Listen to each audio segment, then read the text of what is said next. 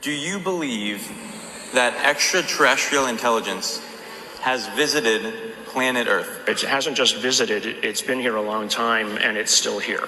People talk about the wow signal, looking for extraterrestrial intelligence. The wow signal is that people see it on an almost regular basis. That's the communication that's already here. If you had to assign a probability to that statement, that you believe extraterrestrial intelligence has visited this planet, what probability would you assign?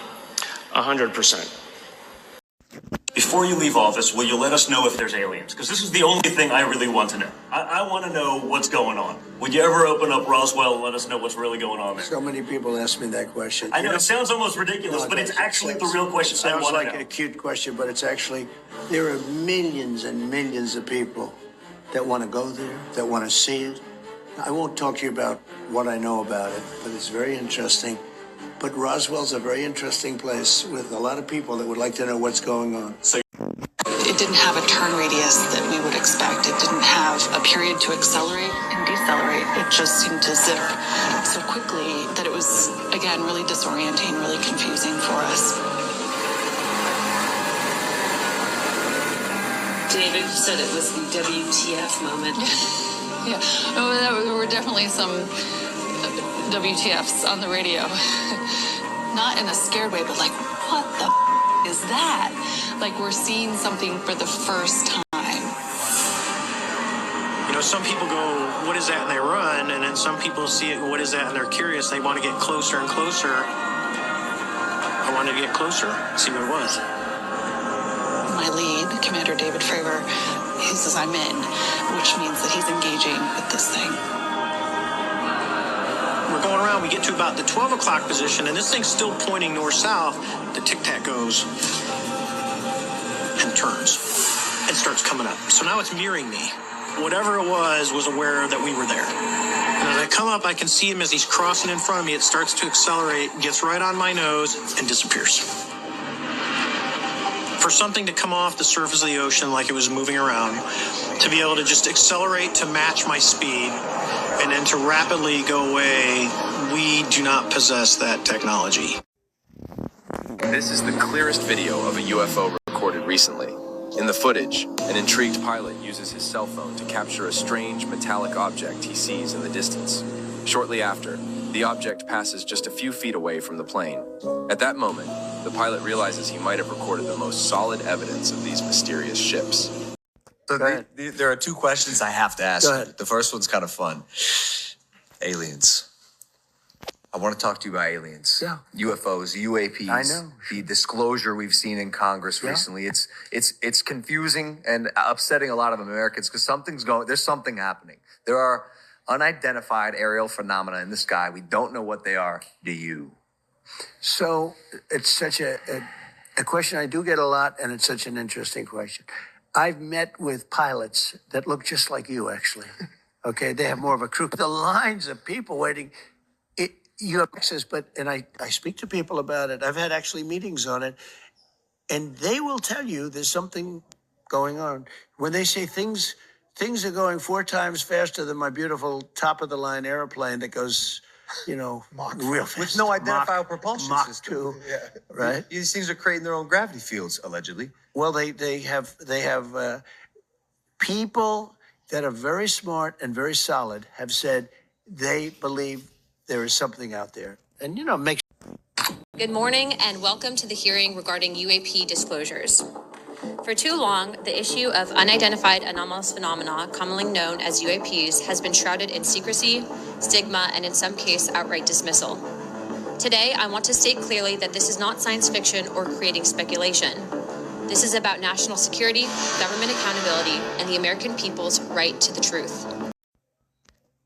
Part of my routine responsibilities for surface and air picture management.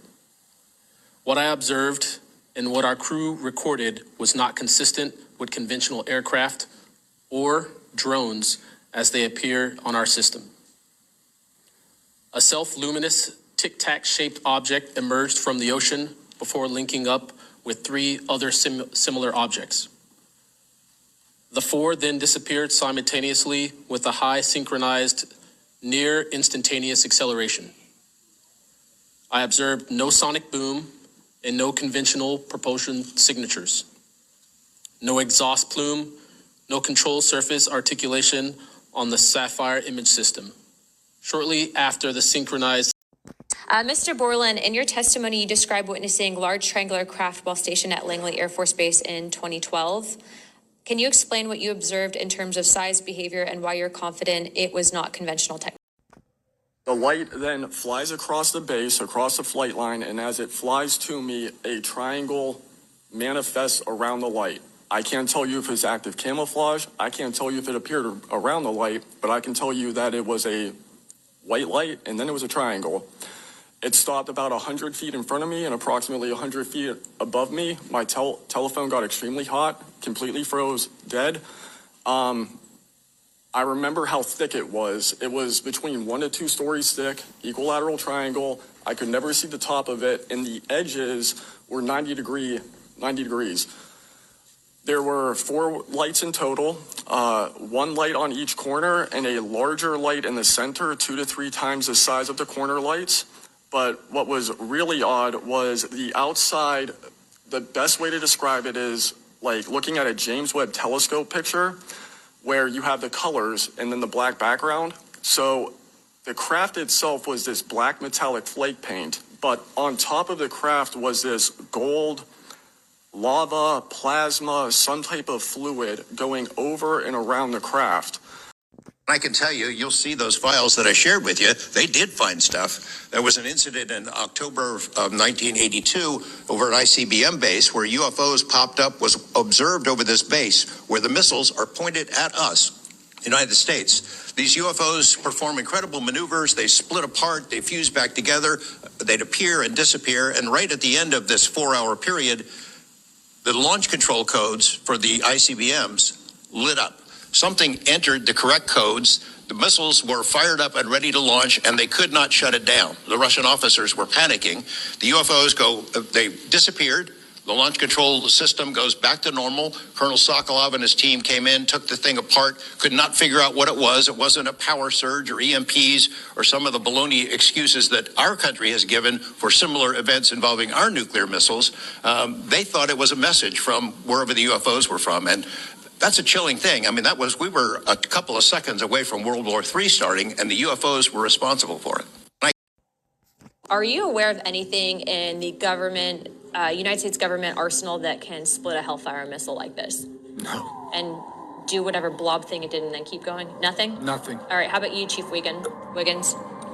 Nothing to my knowledge, ma'am. Okay, and how about you, Mr. Borland? I prefer to answer that in a skiff. But that's a Hellfire missile smacking into that UFO and just bounced right off. And it kept going.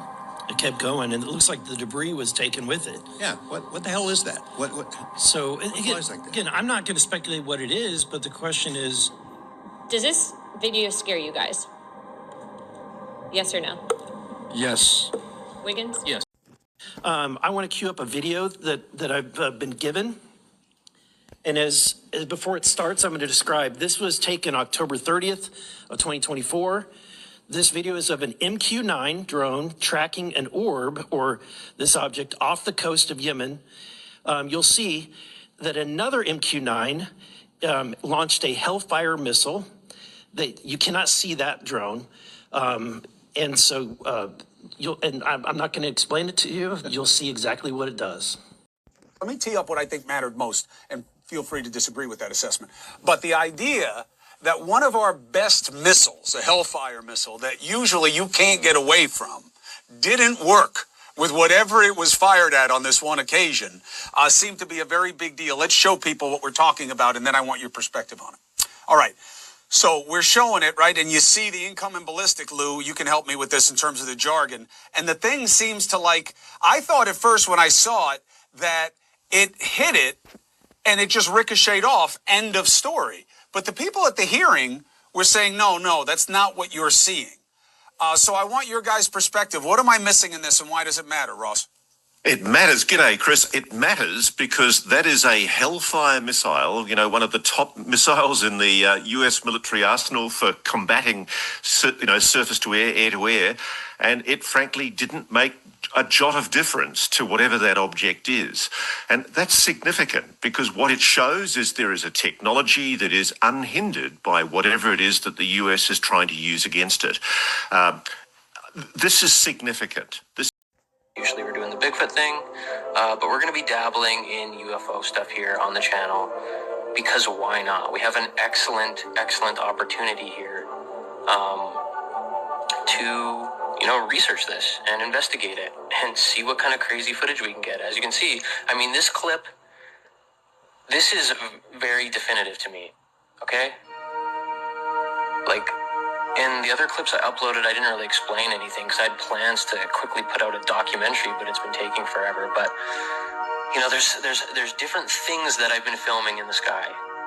There's different types of objects, different types of light orbs and weird phenomena. These things in this video you can see are some sort of light orbs. And what my belief is that they're, well, I don't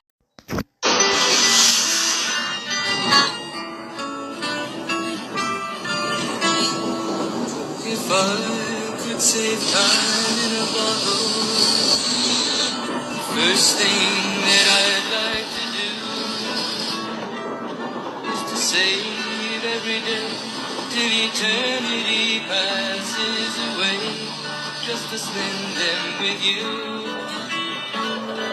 If I could make days and into the frame came something else. So this thing fires a beam of light at the warhead, hits it, goes around like this, fires another beam of light, goes down like this, fires another beam of light, and then flies out the way it came in. Now, Major Vansman said to me, "You are never to speak of this again."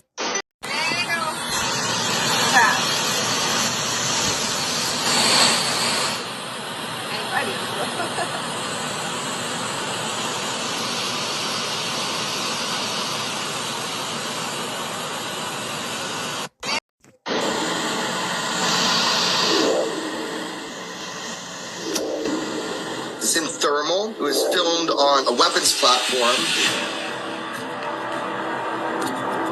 You see that there's a dog there. You see the animals are black. I'm assuming this is black hot. You see the object just went to white, and you'll see it going from white to black, and that's basically showing the heat differential. So it's going like hot and cold, hot and cold. Once Yahweh Shai returns, man, that's it. There will be no war after that. The nations won't have weapons to engage in a war. When we come down and we snatch these demons out of these bunkers, they're going to be hiding in the dens and in the caves of the earth, all right, asking the rocks to fall upon them to deliver them from the wrath of the Lamb. Swing low, sweet chariot, coming for to carry me home. Home, oh, swing low, sweet chariot, coming for to carry me home, While I loot our Jordan, how did I see, coming for to carry me home.